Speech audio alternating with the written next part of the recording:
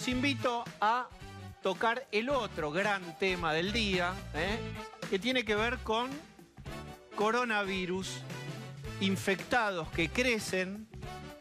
Una frase muy fuerte del presidente: por la velocidad del contagio deberíamos estar en la cuarentena absoluta. Vamos a hablar con Roberto Debag, prestigioso infectólogo. ¿Cómo le va, doctor? Bueno, gracias por la invitación. Bueno, le cuento esta frase, a ver si usted está de acuerdo. Por la velocidad del contagio deberíamos estar en la cuarentena absoluta.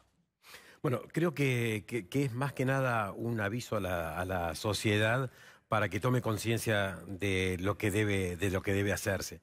Yo creo que este no es un momento para volver a una fase restrictiva. Todos conocíamos que el pasar de los días iba a incrementarse la cantidad de casos. Esperemos que este incremento de casos no sea mayor, pero cabe toda la probabilidad que en las próximas semanas tengamos mayor cantidad de casos.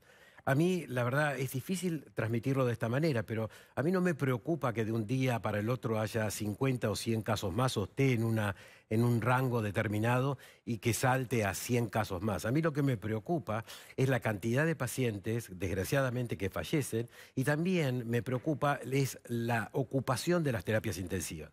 Esos parámetros que hoy por hoy están siendo estables no hacen que tengamos que volver a una restricción. Es más, si usted me pregunta, ¿y usted volvería hoy a la restricción? No, yo seguiría con la misma flexibilización e inclusive abriría algunas actividades porque sé que en las próximas semanas eso se va a ir incrementando. Y si esas actividades que abro, las abro con gente joven, sana, que va a cumplir con el distanciamiento social sanitario y que va a cumplir con el lavado de manos y todas las condiciones que nosotros conocemos, posiblemente esas personas, hay un grupo pequeño de esas personas que no va a cumplir con la norma, que se va a bajar el barbijo para hablar, que se va a acercar demasiado, que no va a querer usar barbijos si anda en bicicleta o camina ahora en la actividad física, que sí debería hacerlo.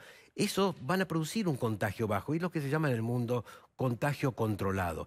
Y ese contagio controlado, también es difícil decirlo, pero hay que ser claro en esto, es necesario para que un grupo de la población llegue a contagiarse. ¿Esto es la inmunidad del rebaño? Y que tenga una inmunidad y que esta historia del coronavirus en un momento determinado pero tenga espere, doctor, el que sabe es usted y el que lee soy yo también. Pero saben a Gran Bretaña, ¿no le ocurrió con 50.000 muertos que su primer planteo de Boris Johnson fue, antes que a él mismo lo intubaran prácticamente, vamos a apostar a la inmunidad del rebaño? Bueno, claro, ellos apostaban a otra inmunidad de rebaño, apostaban a que el 50 o 60% de la población se contagiara y de esa manera se agotara el brote epidémico. Pero ya hay datos que, por ejemplo, en Italia y en España, el agotamiento de esa población inmunizada por el virus es del 10%, o sea, no se hacía falta tener el 50 o el 60% de la población.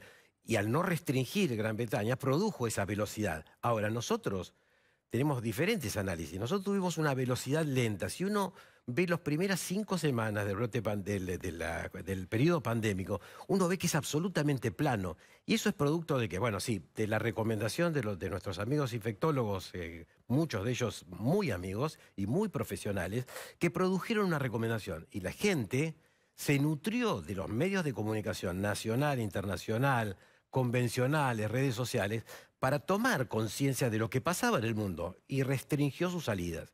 Ese impacto fue un impacto una medida de alto impacto restrictiva por las personas también. Y usted ve la curva, y la curva es plana 5 semanas. Ahora, a la 6ª semana empieza a aparecer esto que es el crecimiento. Ahora, ¿por qué produce el crecimiento? Porque en toda Latinoamérica está afectando a grupos poblacionales donde tienen condiciones sociales donde el hacinamiento es muy difícil, existe y es muy difícil controlarlo. Ahora, ¿se podría controlar? Sí. Y hay una cuestión que usted lo habrá escuchado varias veces, que es el testeo, el testeo y el testeo.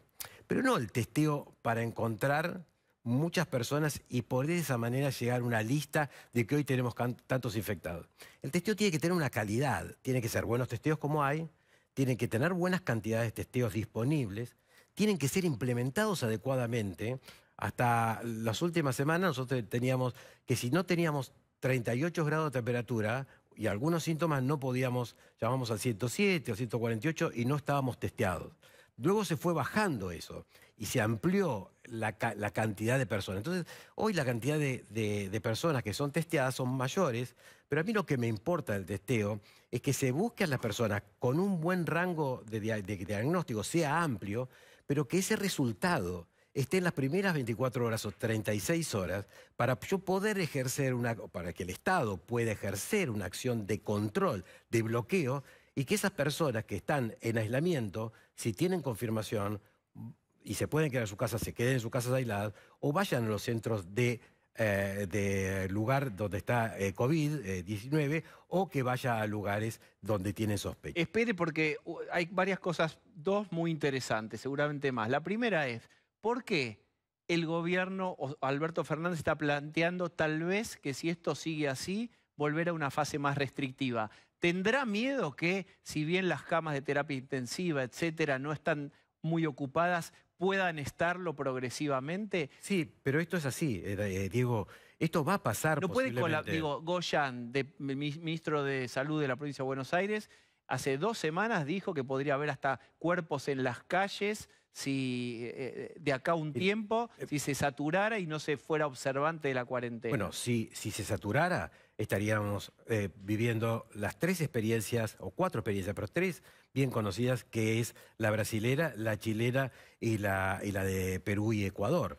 Se saturan los sistemas sanitarios. Ahora, nosotros tuvimos un aplanamiento de muchas semanas, generamos muchas camas de terapia intensiva, muchos respiradores, entrenamos al personal médico y hay protocolos. Usted dice, no tengamos tanto muy miedo bien. porque ya hay camas y hay entrenamiento. Exacto. Y el registro que tenemos de esas camas y la ocupación, cuando llega una ocupación que empieza a acercarse al 70%, 60%... Cierra la llave de paso. Posiblemente, pero no va a pasar en estas 2 próximas semanas. ¿Qué abriría usted? Mire, yo cuento un ejemplo en estos días. Me causó mucha pena en un canal de televisión ver a dueños de lavaderos de auto y a los empleados.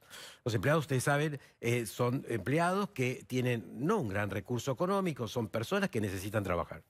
Me dio pena ver llorar a las personas de los lavaderos de autos. ¿Y sabe por qué? Porque ninguno de los infectólogos asesores del ministerio y ninguna de las sociedades científicas podríamos decir que ese es un foco de contagio. No, pero transporte sí. Mi padre, bueno, pero porque convengamos... estos 5 señores que le lavan a usted el auto en el circuito ese tan divertido, vienen de diferentes lugares, por ejemplo, de la provincia, y van a ocupar el transporte también se puede público. Protocolizar, también se puede organizar.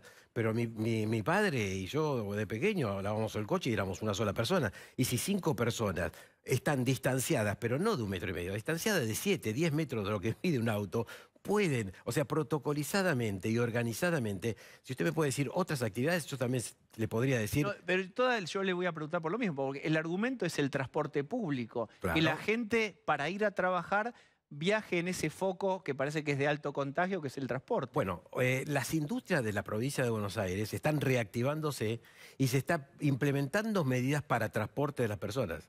O sea, las personas pueden vivir en cercanía, y si no viven en cercanía, posiblemente haya que darle alguna otra actividad y buscar gente de cercanía. Protocolizar organizadamente, no tenemos tanto riesgo. Ahora, si usted me dice, ¿abriría el colegio? No lo abriría en el AMBA y posiblemente no tenga que ser abierto hasta el mes de septiembre. Mire lo que le digo, porque es realmente importante lo que las experiencias internacionales. Israel abre los colegios todavía con circulación del virus y tiene que retraer un poco la medida. Ahora, en el 90% de la Argentina, seguramente en el mes de julio, después, finalizado de julio, porque en julio en la Argentina, históricamente, hace 5 décadas, utilizamos 2 semanas del mes de julio para las vacaciones de invierno de los niños. ¿Sabe por qué? Para que los niños no se contagien la gripe estacional. Entonces, posiblemente vamos a tener otros virus respiratorios, posiblemente, bueno, esto se discute todavía, pero en el mes de julio posiblemente no tengan que venir, pero el 90% de los niños van a poder hacer con un nuevo protocolo de distanciamiento, de turnos intercalados, etcétera, van a poder generar las actividades presenciales en el 90% de la población de la Argentina.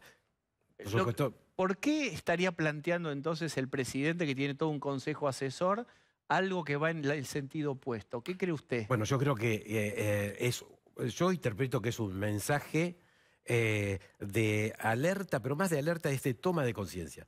Lo que pasó el lunes, yo se lo puedo decir, Los una doble visión. Soy infectólogo y soy maratonista. Yo el lunes no salí a correr como la mayoría de muchos corredores. Ahora, el día lunes hubo una necesidad de la gente de decir, en este sector salir, porque las cuarentenas prolongadas está documentada que afecta a 3 áreas o tres esferas: la emocional, la física y la económica. Y la gente necesitaba, desde el punto de Sí, vista como eran emocional, marineros bajando de alta mar, después de 3 meses en alta mar, bajando a las cantinas, desesperados. Exactamente. Todos. Hoy, a Está bien. propósito, hice un circuito con el coche para venir hasta aquí desde Belgrano, y en un sector de la Avenida Libertador, cerca del centro, fundamentalmente de la Avenida Sarmiento y Libertador, había mayor densidad. Pero uno llegaba a Callao y por Libertador no había nadie. Si uno va de Libertador, de Pampa hacia la General Paz, tampoco hay. O sea, hoy ya se ha calmado. Usted está como a contramano de la preocupación que hoy expresó el presidente, incluso la gente de la Yo también tengo preocupación. No, está bien, pero creo que las próximas 2 a 3 semanas son de profundo análisis, y posiblemente en 4 semanas o 5. Es muy difícil poder predecir, porque nadie en el mundo que pudo predecir, pudo acertar bien los números de los modelos matemáticos. Pero sí sabemos, y el mundo infectológico sabe, que en las próximas semanas se puede incrementar. Y esto es una alerta del presidente. No creo que en la próxima semana llame a los asesores nuevamente y les diga, vamos a producir una restricción de fase 1 en la próxima semana. Yo no lo creo. Yo interpreto que es concientizar a la población que no puede salir toda junta el lunes, que hay toda la capital para salir a hacer una actividad física, que los parques son un lugar buenos para hacer actividad física, pero uno puede ir desde la casa corriendo hasta el parque. Vamos a hacer una cosa. ¿Usted se queda un rato más? Sí. Ningún problema. El consultorio con el doctor Debac van a preguntar Pablo, Marcela, está Osvaldo Bazán, que no corre, pero puede preguntar de todas maneras. Todo, la inmunidad del rebaño, si los asintomáticos, como dijo la OMS, contagian, no contagian, marcha atrás, marcha adelante, todo lo que quieran saber, si toco todo con el doctor. A la vuelta de la tanda, dale.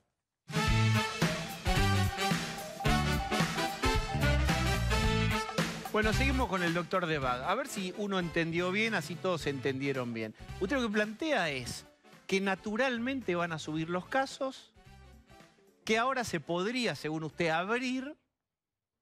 Hay gente que se contagiará, como una administración del contagio, que es como un plan también sanitario de alguna manera. Los jóvenes y los sanos. Sí, y que cuando suba, la gente naturalmente se va a restringir sola, y también con las noticias y con la información. Y con las medidas que seguramente el Ministerio va a tomar. Esto es la historia, esto sería como la historia natural de lo que podría ocurrir. Bien, o sea, descomprimir, abrir, y cuando suban los casos, retroceso. Sí, que no es subir los casos, sino subir 2 variables. Fundamentalmente es la ocupación de las camas de terapia intensiva, que eso permite y da tiempo de 7 días a 10 días de poder producir restricciones, y que eso no se produzca una saturación completa del sistema, que realmente ha tenido mucho tiempo y ha hecho mucho. Bien, usted dice administrar el contagio y administrar también la paciencia y la ansiedad de la gente. Sí. Salgan, y después cuando haya que volver, volverán. Sí, tenemos que volver. Bien, Pablo de León. Bueno, yo voy a abrir el consultorio, como decía recién Diego, barbijos.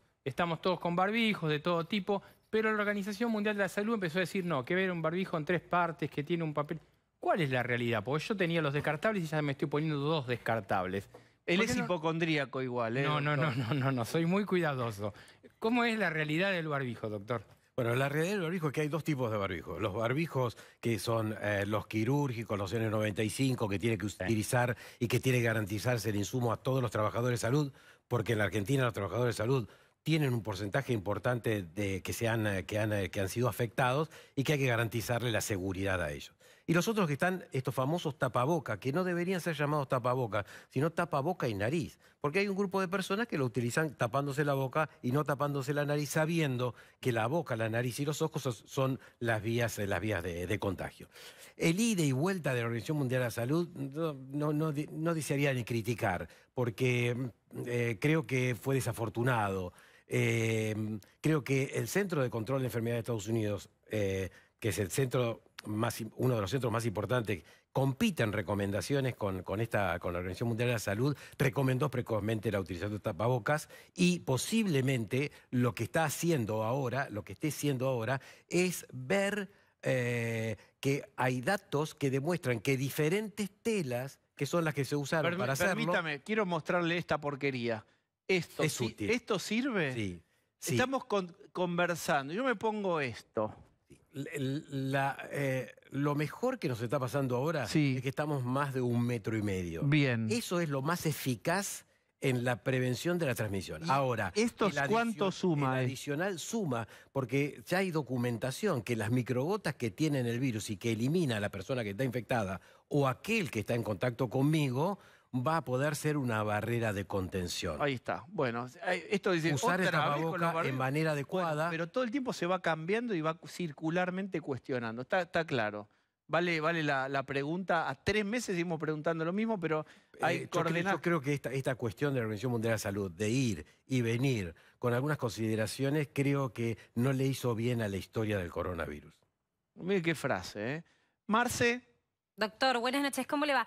Yo quiero insistir con un tema que creo que se le hacemos la pregunta siempre a cada especialista de la medicina que tenemos delante, que tiene que ver con las personas adultas de la tercera edad. Si esta cuarentena persiste y no se encuentra una vacuna, o por lo menos no llega de manera inmediata a la Argentina, ¿qué hacemos? ¿Abandonamos a nuestros adultos mayores o tomamos los recaudos y podemos ir a visitarlos? Porque también hay muchos casos en donde la gente se siente abandonada porque no puede ver a sus hijos, a sus nietos. ¿Usted como infectólogo qué recomienda hoy? Mire, y sobre todo en las próximas semanas, donde se acerca una fecha como es el Día del Padre y muchos hijos quieren acercarse a sus padres y sus padres son mayores. Posiblemente esta fecha debe ser respetada en el aislamiento social sanitario y en la cuarentena.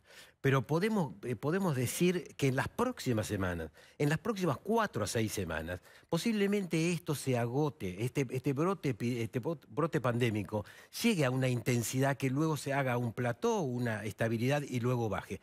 En el momento que baje, posiblemente, y va a ser seguro, que vamos a poder encontrar a los mayores y va a ser un momento bueno de reencuentro, sin riesgo, esperando a la vacuna, porque la vacuna posiblemente va a existir y posiblemente antes de la vacuna vamos a reencontrarnos con nuestros padres. Digamos, abuelos y nietos, ¿cuándo pueden reencontrarse? Posiblemente... 6 semanas. Posiblemente 6 a 8 semanas. Creo que en agosto vamos a tener una disminución de la intensidad y esto va a ser una buena medida de protección. Bien. Osvaldo Bazán. Buenas noches, doctor. Cuando termine esta parte de la cuarentena va a ser una centena, van a ser 101 días que estamos en el AMBA adentro de casa. ¿Usted cree que, más allá de lo que decía que creía que lo que había dicho el presidente hoy era simplemente una manera de aviso, ¿usted cree que podría de alguna manera, si desde el gobierno dicen, bueno, volvemos a fase 1, ¿cree que la población estaría en condiciones de poder cumplir una fase 1 a esta altura del partido?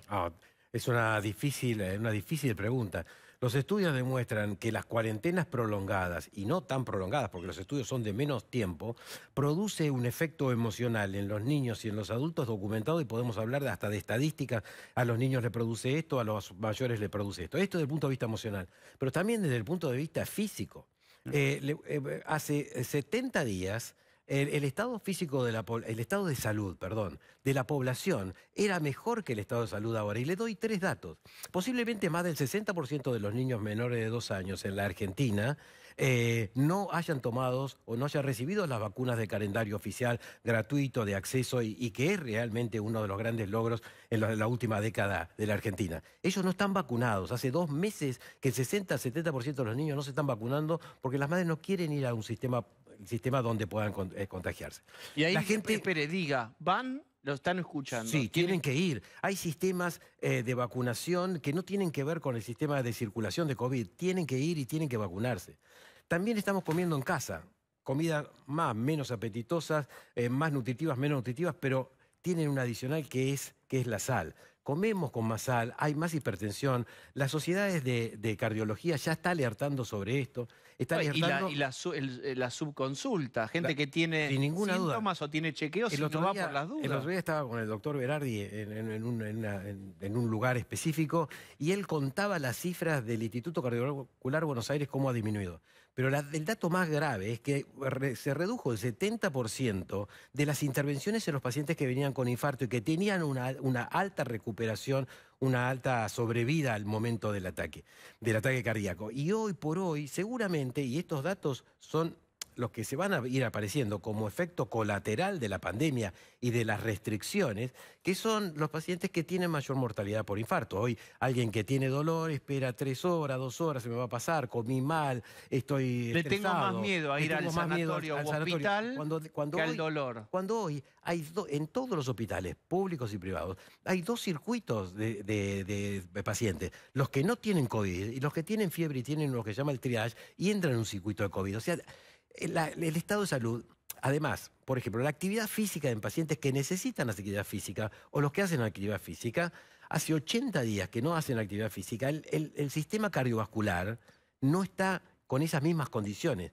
Y yo, para enfrentar un virus como el COVID, que produce afectación pulmonar y produce afectación cardíaca, tengo que tener un buen estado de salud emocional y física. Razón por la cual, ese es el efecto colateral de la pandemia. Por eso, yo insisto, yo no es que digo hay que abrir porque pienso que hay que abrir. No, hay una cantidad de tiempo transcurrido, hay un efecto colateral y ese efecto colateral se puede ver reducido. Primero informando, segundo liberando actividades que sean, vuelvo a decir, que sean seguras y que esté la actividad con jóvenes, sanos, donde cumpliendo con eso, cumpliendo con las recomendaciones, no se van a contagiar. Y si no cumplen bajándose, va a haber un contagio controlado que, en el fondo, necesitamos que una población joven pueda, por un lado, contagiarse y ser protectores, pero para además sean dadores de plasma, porque hoy la información internacional, si bien no hay un dato ya que demuestre la eficacia total, hay datos de eficacia y de mejoría de pacientes a los 7 y a los 14 días,